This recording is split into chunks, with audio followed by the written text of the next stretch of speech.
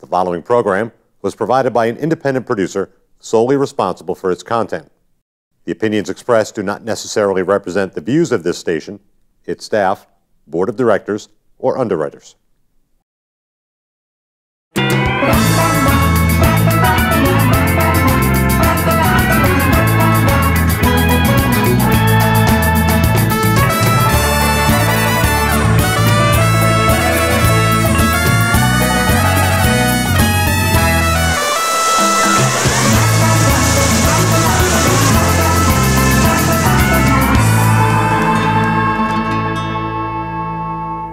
Hey everybody, CamiBaker.com, Happiness Jungle TV show. We are happy, and it is a jungle, but that's okay because we have wonderful guests like Judi Farr.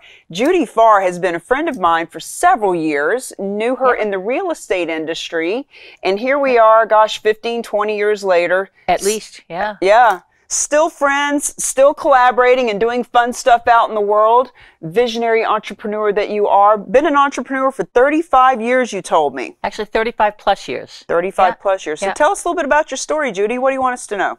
Oh, Lord. When I was in, it probably started when I was in grammar school, because we used to have, back in the day, those little March of Dimes cans that you would have with the flowers and whatever, and I was such an entrepreneur that I would fill 2 or 3 or 4 of those by the end of the day. I lived in Manchester and would go downtown, and everybody that went by, I would hand a little flower and they'd give me money, and I always won the prizes. So it was always about the reward. It was always about the prize at the end. So what kind of rewards were you winning? Oh, let's see. Sometimes it was cash. Sometimes it was a bicycle. Sometimes it was, just almost anything. So it was kind of neat. That was, I think, probably the beginning of my professional entrepreneurship, because I always figured out, how can I get if I do? Right? So well, that's just yet one more thing we have in common. When I was a kid, I was selling gum when I was 8 years old to other kids, and then when I made some profit, I started loan sharking money out and holding collateral for high interest. Did you do people's homework too? No. I didn't do people's homework. I was just making money. But I can't. Sometimes people say to me, "How did you even think about that? How did that even come to your mind?" And I think, how could you not? I know, it just seems so natural. It does. It just seems natural. So what was your next first business? Oh, Lord. So through the years, I have been in several of the home party plans and Tupperware. I became a manager, got a van, again, free stuff, as well as the monetary value of it. Nice. But yeah, it just seemed like things presented themselves, and when it just fit with me or my personality, then I would just go ahead and do what I wanted to do. So a couple of years back, actually, Lord, back in 13 years ago. It's 2018 now, so you do the math. But I think it was the end of 2006, 2007. My husband and I actually began building a home. And it was an energy efficient home, because I was getting up there in age, he was getting up there in age, and we didn't want to do any maintenance. And so we actually have an all-electric home. Now we have solar panels on that all-electric home, so it's a wonderful thing. For $19 a month, I have all of my electricity paid for. Get out. That's cool. Yeah. So I think I can handle that when I get to be to the point where, I'm down the road and I'm having to make the decision between medication and electricity. I think I can handle that one. Well, good Lord, I hope you're not hoping that that Social Security will take care of you, because that definitely won't. So was your family entrepreneurial? Did you come from a background of that? My dad, good question. My dad was actually a contractor. He had his own construction business, and then he was a realtor. He was in commercial industrial real estate. And back in the day, back in the 60s and 70s, I said, I will never, underscore never, become a realtor, because it was either feast or famine. We either had steaks on the barbecue or we had Welsh rabbit. And for those of you that don't know what Welsh rabbit is, it's saltine crackers with cheese whiz. Ah, so, okay. That is broke. So that is broke. So it was one or the other. You know, most of the time we had hamburger. We could at least get that on the table. But I came from a large family. So yeah, and then during high school, I had several jobs because I helped take care of the family, contributed to the family in the household. And after I got out of high school, ended up getting married, and then started my entrepreneurial journey with different things to help supplemental income. Including the real estate. And the real estate happened because of the house that we built. And that was really kind of interesting because I thought, I want this green technology that's in the homes. I want to be able to have everybody have it. So there was this passion behind it. Became a realtor because I didn't have enough money to become a developer. And so I started into real estate with a green designation and specialty. And over the years, I've helped numerous families buy and sell homes, just regular everyday average homes, apartments. And I love doing that because I love helping people. And I also felt that need to teach because I was supposed to be a teacher when I graduated from college and never finished college. And so I started to teach in my real estate office, and then the technology skills because I was good at that. And then I developed into solar and had credited courses for green that I've taught the realtors. So that kind of fulfilled that thing for me. Well, it sounds to me like most of your businesses start from your passion. Yes. Because I know what you're doing now with your philanthropy and with your business is all about passion. So tell us a little bit about your current business that you have. So my current business, actually a friend of mine shared with me a couple of years back, the end of 2015, the difference between marijuana and hemp. So I really didn't understand the cannabis industry. I really hadn't gotten into that part of my world. And I never knew that hemp and marijuana were related, except that marijuana is about the high and hemp is about the healthy. So once I learned that, it was almost, I felt a moral and ethical obligation, I guess, to teach people the difference. Even now that I know a little bit more about it from hanging out with you a little bit, every time you say hemp, I still just think about hemp ropes. Why did they use hemp for something like the fiber for ropes as opposed to the healthy aspect of it for so many years? Because this is a relatively new discovery, isn't it? No, it's not. It's not. Actually, hemp for health goes back to the early Chinese days in the 1600s. Here in the U.S., the settlers actually brought industrial hemp to the U.S. and we planted it and we paid our taxes with hemp. So every farmer was required to actually produce a certain amount of hemp on their property, pay taxes with it because it has 50,000 uses. So anything that petroleum can do, hemp can do. Really? Yeah. So that's quite a bit if you think about what's, plastics, but the difference is that it's all biodegradable. So as it becomes in the mainstream again here in the U.S., then I think that our whole economy and the whole way that we're doing things, the sustainability of the United States is going to change. So it may take a couple of decades, but more and more are going to begin. In fact, in the early 1940s, Henry Ford built a hemp car, a car totally out of hemp, and it ran on hemp biofuels. Well, in the 70s, Cheech and Chong built a van out of marijuana. So the hemp car, the marijuana car, what can I say? So I know, with marijuana becoming so prevalent and states are starting to make it legal, it sounds to me like hemp is an even better industry because you got 50,000 uses for that. It is, and hemp is grown. It's called industrial hemp. And it grows fast, doesn't it? It does. It takes 12 weeks for maturity, but there are hundreds and hundreds of different what they call cultivars of the hemp plant. So some are grown to make hemp flour. Some are used for hemp protein. Some are used for hemp seeds. So there's different ones. The company I work with grows one that is high in CBD oil. So when it's harvested out of the stem, then that, along with other things that we use with the product, help you to be more healthy and sustain a much better life. Well, I can see why people want to have you come in and educate them because you know a lot about this. I do, and it's all because of the passion.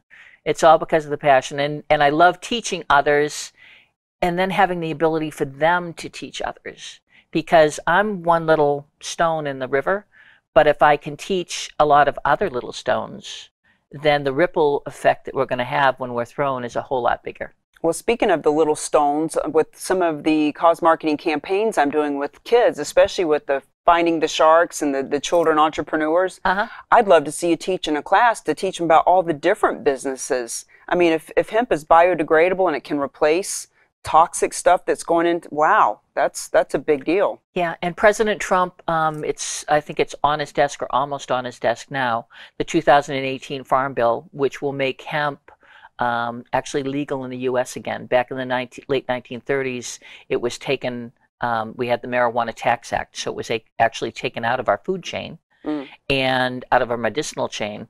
And then in the 1970s, it was put on the Schedule I drug list along with marijuana. And out of sheer ignorance. Out of sheer ignorance. It just kind of got clumped in by mistake, and it's sad. But, and then the rest of the world followed. Because if the U.S. had it outlawed, then they should have it outlawed. So it was kind of a ripple effect globally. And now we're getting that ripple effect undone. So it's actually the ending of cannabis prohibition. So it's very, very exciting. So with all the uses of hemp, the one CBD oil, tell us a little bit about that, because there's all kinds of health benefits with that. There are. So I'm not a doctor, not a physician, so I can't make health claims. But CBD, cannabidiol, is the actual name for CBD. So CBD is the shorter acronym. That works with your immune system. It works with your mood. It works with all sorts of things. There's a system in our body that's called the endogenous cannabinoid system, the ECS. And because of that system that's in all of our bodies, then it works to help us reach homeostasis. So what is going on in your body and what's going on in my body are two different things. But CBD tends to know, because it works with your own body, what needs to be corrected to make Cami Baker even better than she is now. Well, the new and improved version of Cami Baker. I know. So how would Cami Baker ingest said CBD? Is it really an oil that you put on or that you take? Like, what is it? So it's actually extracted from the stalk of the hemp plant. So it gets to be kind of a paste. And then we take that paste and then we create other products from that paste. And ours is a full spectrum. So what that basically means is everything that was in that stalk comes out. So the chlorophyll, the plant waxes, the terpenes, all of the different parts and all of the different cannabinoids that are in there. And all of those work synergistically. We have the paste, which is a higher serving size than other products. We have some that are capsules because people like capsules and they're easy to carry, they're easy to ingest. We have it in an oil, and we have a shelf-stable in MCT oil, which is basically coconut oil. But that way you can leave it on the counter and not have to refrigerate it, and it's good from day to day. So it's got all sorts of things. We actually have a vape. So for people that have situational episodes of different things, their mood, that type of thing, they can actually vape. It's in an MCT oil, so it's not harmful to your lungs as well. And you sell it yourself? You've got people that sell it in their stores, smoke shops, head shops, all kinds of places. Yeah, I have... as a distributor for the company that I work with, I can actually distribute to individuals like yourself, or I can you can order on my website, or you can meet up with me and we can try and sample the products, or I can start. I have a couple of retail locations. I have a couple of doctors' offices, chiropractors that I'm now working with. So yes, anybody can do it. So if someone has the desire to get into the cannabis industry, but not the high side of the cannabis industry, but the healthy side, then I can help them introduce this product to their clients and patients. Get healthy, not high. All the time. And one of the products is actually good for animals. Yes, so it's the CBD oil, and THC is very, very lethal to animals. They have hundreds more receptors in their little bodies than we have in ours. So a little bit of CBD goes a long way with an animal. So we have pet chews. We also have the little dog treats.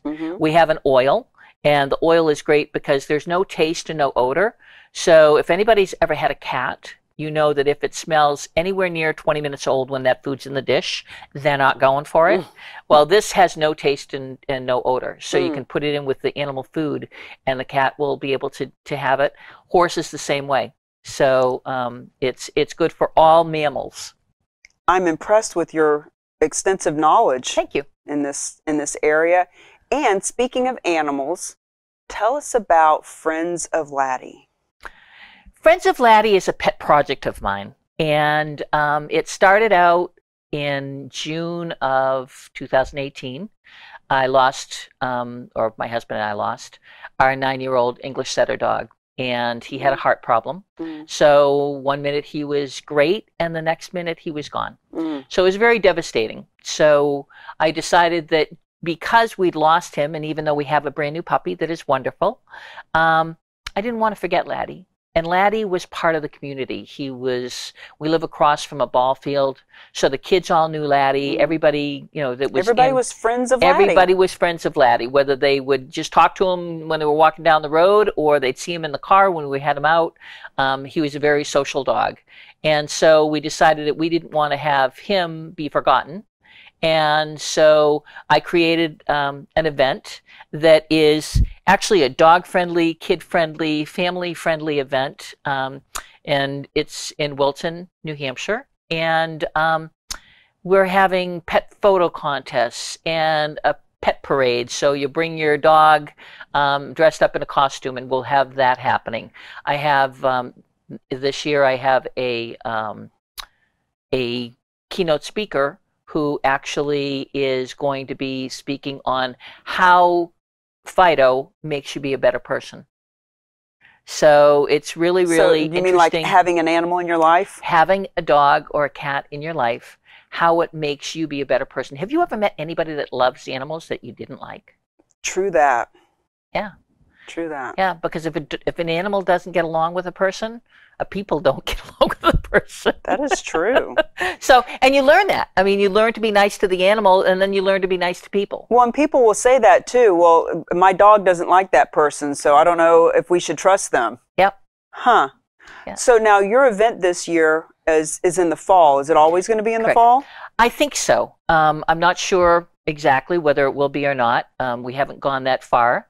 Well, it's great that it is, though, because of the costume contest. Yeah, we scheduled it a week ahead of Halloween, so we thought that would be kind of a neat thing. There's also going to be a kissing booth. It's a Smooch the Pooch kissing booth. It's not a Smooch Me kissing booth. Well.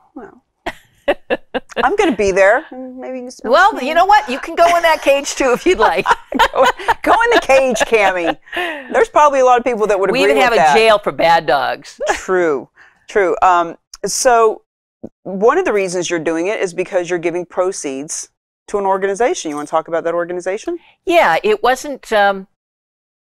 We wanted to have something that we could bless someone with, and there's an organization called Sato Heart Rescue out of Milford, New Hampshire. A lot of my friends actually work with that organization, and so they work with Second Chance out of I think it's Second Chance Veterinary out of Puerto Rico, and they collect second chance dogs that need homes. They make sure that they're medically fit to come to the U.S., that they don't have any problems.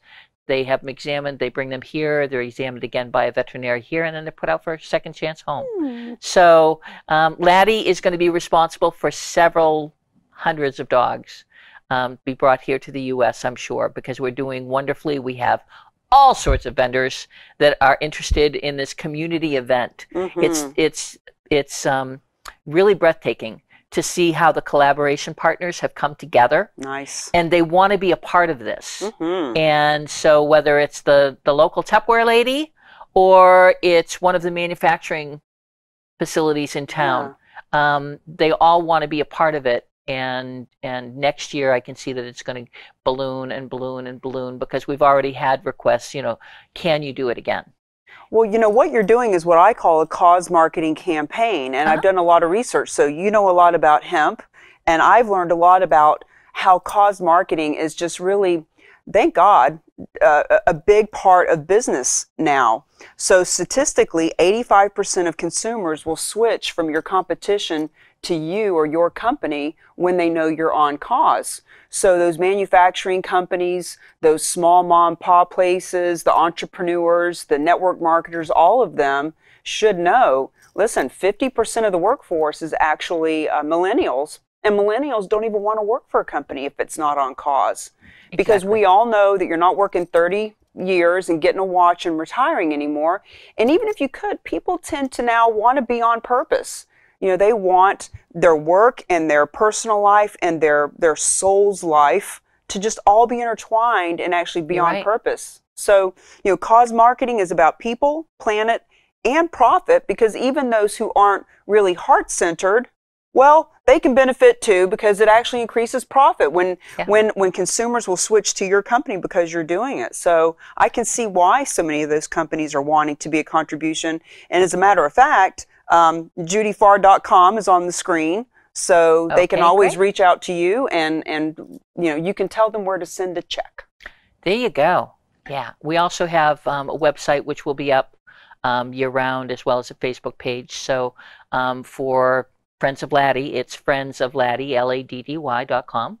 And they can go there, read about this year's event or next year's or the year after. Nice. And then also they can go to Friends of Laddie on Facebook and check it out, see what's going on, how close the event is, when it's going to be held, that type of thing. Now, you mentioned that Laddie will now be responsible for helping and saving hundreds of his fellow animals. Exactly. Do you have any statistics on how much it costs for Sato to rescue a dog and place it? You know, I wish I did. I don't know that much about the specifics for Sato. I just know that the proceeds from the t-shirt sales and from all of the different things that are going to be going on are going to help immensely, because like any other charity or charitable organization, they rely on donations, and just relying on the same companies year after year after year sometimes doesn't make it. So having this influx of energy and influx of activity has been wonderful. Yeah. So I'm really looking forward to it. Well, I know this year I'm doing a book signing there, giving the proceeds of the book. And so anyone who is wanting to be that collaboration partner and that contribution, you know, it's a great way to give back and just really make your imprint on the world. And working with you has been very, very beneficial, because I'm not sure I would have thought of this if it hadn't been for you, bless your heart. Thank you. And saying, you know, let's turn some lemons into lemonade. Yeah. And how can we go ahead and celebrate Laddie's life and celebrate all of the lives of the dogs and animals that other people have lost over the years, because just because they're gone doesn't mean they're out of your heart. And we need to remember that there are other people that have been in that same boat. And bless them with our love and affection as well. Well, you know, and we need other people's perspective. So when I brought my perspective to the table as a how can we monetize kind of a mindset, you know, I was able to help you to create this cause marketing campaign. And with you being so educated in the hemp industry, you know, you're creating business partners for yourself. You're educating, helping people create businesses around hemp. And, you know, I just really honor you for that. Now, in the last few minutes of the show, what are some things that you over the years have used to keep yourself inspired? Because being an entrepreneur is not always easy. Yeah. Are there books that you've read? Are there coaches that you've had? Is there a mentor that really stands out for you? It's funny. I mean, over the years, I've listened to tapes. I've read books. I mean, Brian Tracy. The one that always comes first to my mind is Og Mandino. And he wrote The Greatest Salesman in the World. And it was a biblical story. And they're little tiny books, but that really, really had an impact in my life. It really wasn't talking about network marketing, wasn't talking about money, but it was a parable. And it was very, very impactful. So that's a great place for somebody to start. Jim Rohn. I mean, there are so many great motivational speakers out there that being an entrepreneur is all about self-improvement. I mean, if I can think of one word, an entrepreneur understands the importance of self-improvement. True that. Because if we aren't continually working on ourselves, how can we help others? So we have to be strong. We have to be educated. We have to be the light at the end of the tunnel. And so other people can see that light and follow in our footsteps. And as we develop here in the U.S., I think more and more small businesses are going to be opening. We're going away from that big office environment, from the big, big companies, big corporations, and we're doing a lot more from home. Mm-hmm. People are telecommuting, they're doing different things. Yeah. And so if they really aren't working on themselves, they aren't going to be able to sustain that for long, because they're going to be looking for somebody around the water cooler or somebody in the coffee room, and they need to get it themselves. Well, that's why we need to hang out more often, to get around with other like-minded people. The more I know, the more I know I don't know, and the more I know I need to know, and the more I know I need to be around people that are like-minded to support me. And I say all the time, I feel like I'm the captain of my entrepreneur ship, and sometimes being on that ship, you're at home, by yourself, and you got to get out and hang out with other people. So it's easy to hide behind that computer screen. It is. It's easy to say, oh, I just need to do some laundry today. Go make a sandwich. So in the last 60 seconds, if you could give entrepreneurs out there one piece of advice, what would it be? Follow your dream. Find something that you're passionate about and find out how you can make an impact with that passion. That's beautifully said, and apparently that's truly the energy shift that's happening on the planet. People are following their dream, and they are wanting to have an impact and have an influence. Hence why 50% of the workforce is millennials who don't even want to work for a company unless that company is doing something on cause. Yep. Yeah. One of the things that I hadn't mentioned was the company that I work with. We actually have a cause marketing that's built right into our company. We have a 501c3. It's called echoconnection.org, and that's where people can go to collaborate about CBD and its health benefits and how it impacts different things. So that's something that's very important. Nice. Judi, I had no idea how brilliant you were about hemp. Thank you for educating us, and thank you for watching The Happiness Jungle.